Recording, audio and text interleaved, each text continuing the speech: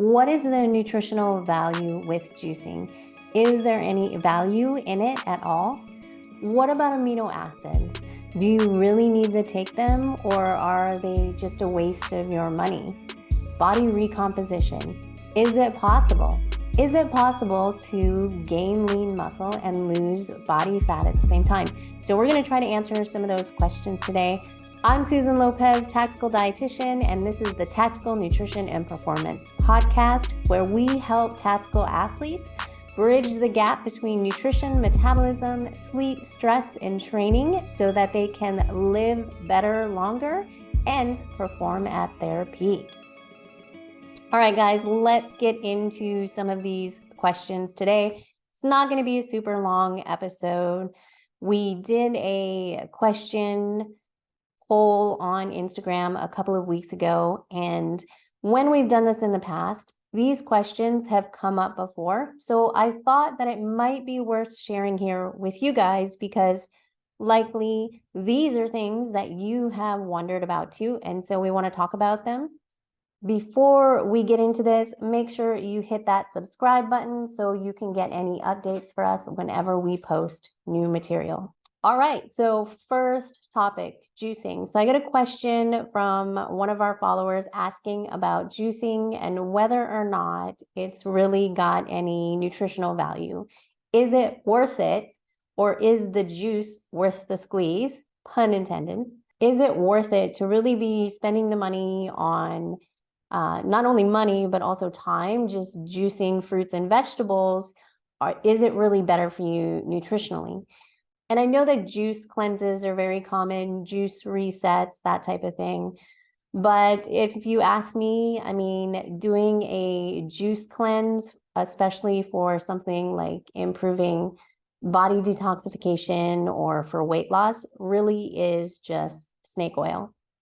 There's nothing wrong with juicing, but when you are juicing fruits and vegetables, you are removing pretty much all of the pulp and the bulk from that fruit and vegetable, and you're just getting the juice. Now, is that juice going to have vitamins and minerals in it? Yes, but you're going to be losing about half of that within the pulp.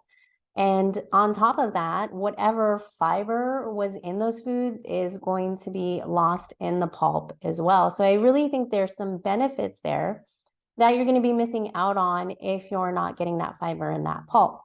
Fiber, of course, has been shown to help with blood sugar management, weight management, with healthy lipid levels. And so when we're removing that from the foods that we're eating, we're really missing out on a lot of those benefits.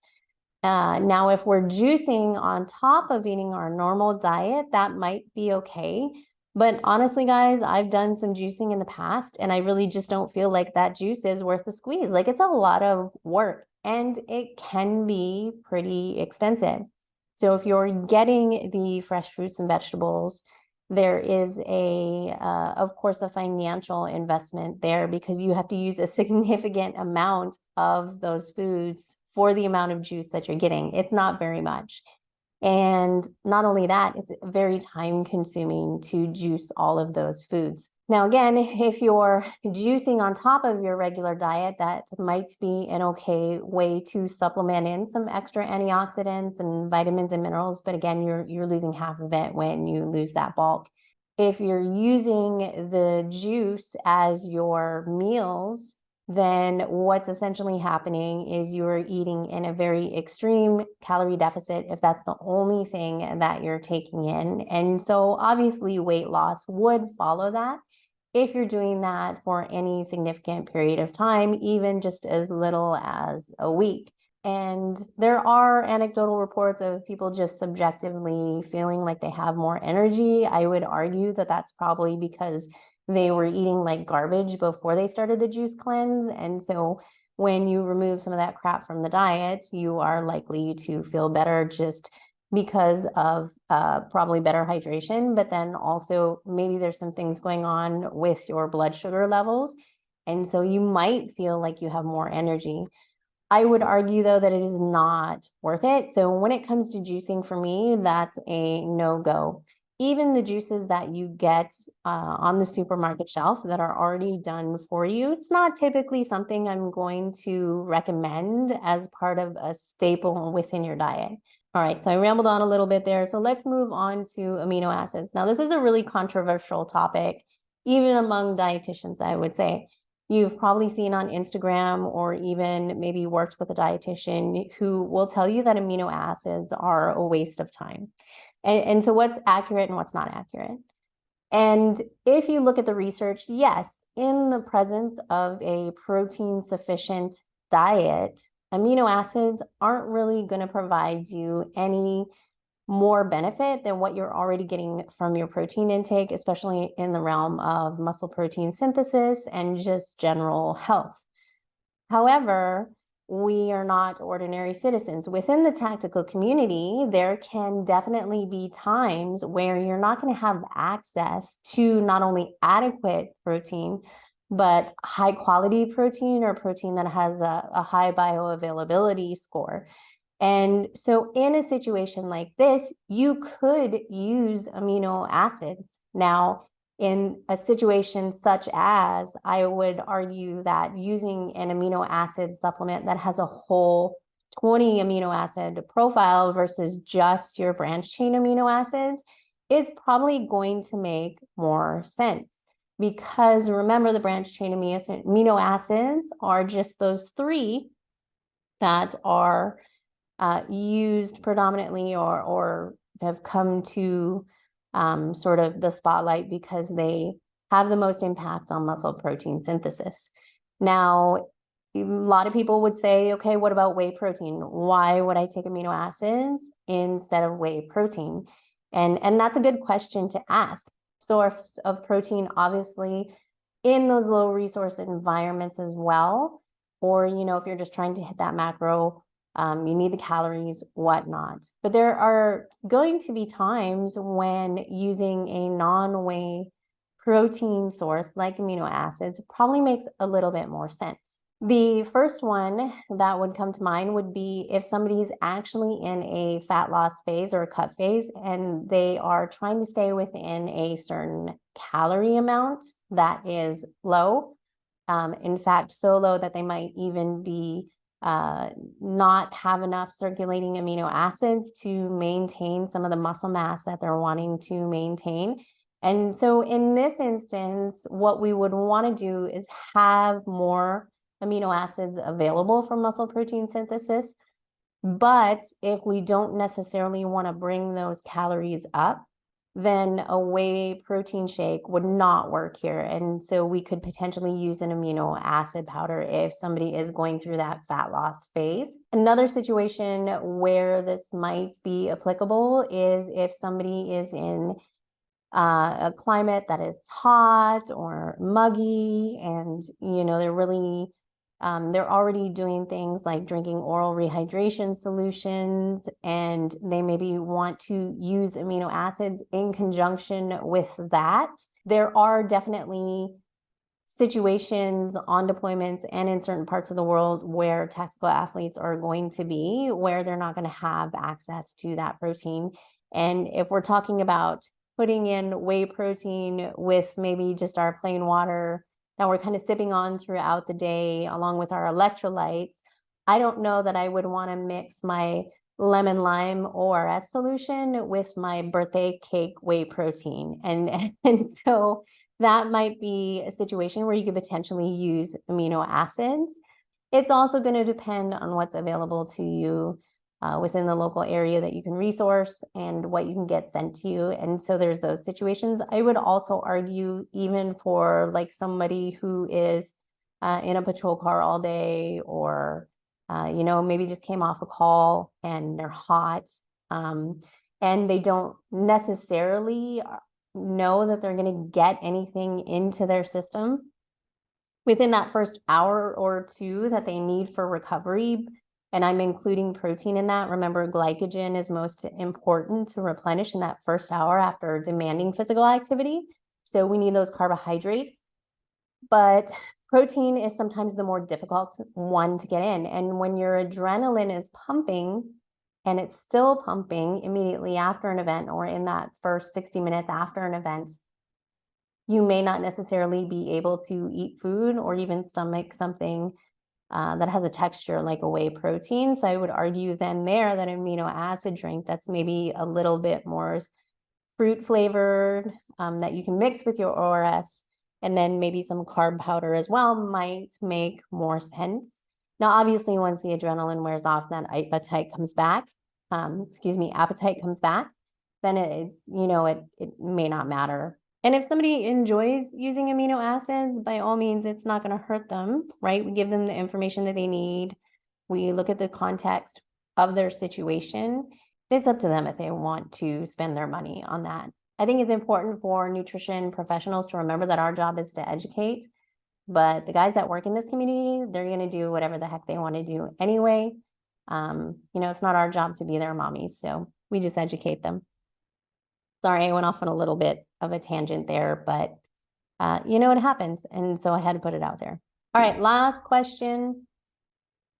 Body recomposition, is it possible? And I would say here, yeah, absolutely, it's possible. Now, there are a lot of factors here, of course.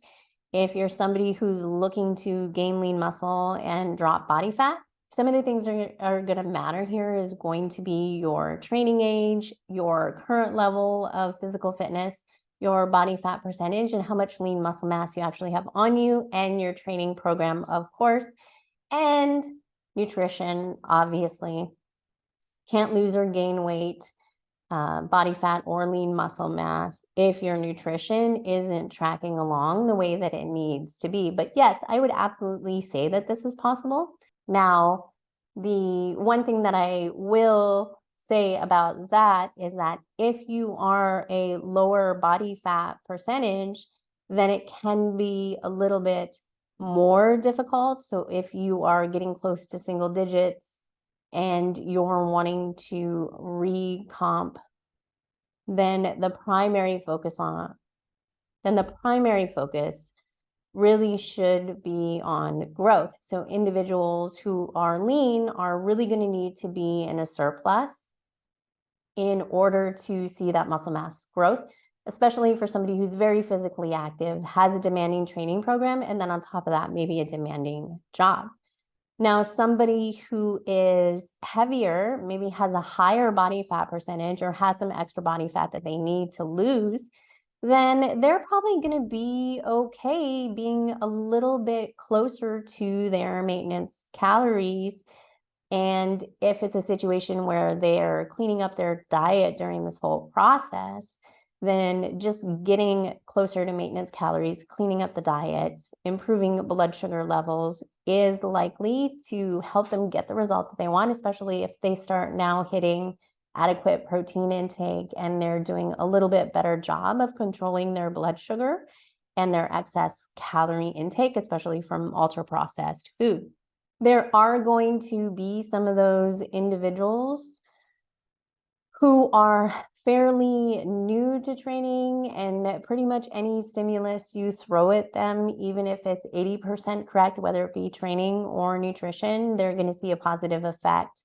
And there's those individuals who have a lot of experience in the training room who might have to work a little bit harder to get those lean muscle mass gains along with body fat. And if we're talking about individuals who are maybe in their mid towards their end of career, and when we're talking about mid-career, we're talking about maybe 35 to 50, right? Like you are probably going to have to fight a little bit harder there just because you're more likely to have families, to have kids. You're more likely to have greater responsibilities, more stressors than somebody who's young, single, no kids. So we have to take that into account too.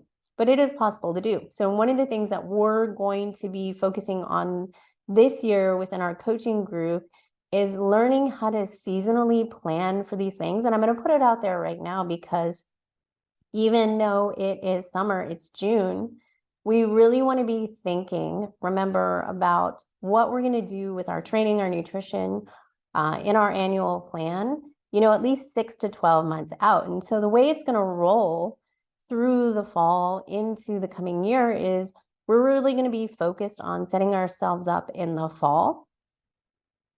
Metabolically, we're really going to be focused on size, strength, building that lean muscle mass in a way that makes sense, so that coming into January, if we need to go through that fat loss phase, we can do that, and then coming into a summer of performance.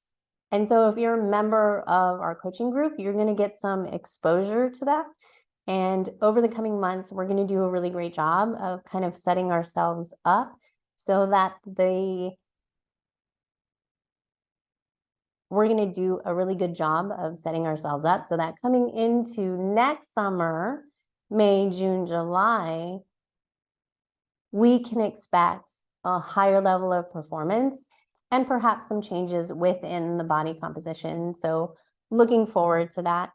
Obviously, if you're not a part of group coaching, you are more than welcome to apply. Just head over to tacticaldietitian.com and click the coaching link at the top of the page.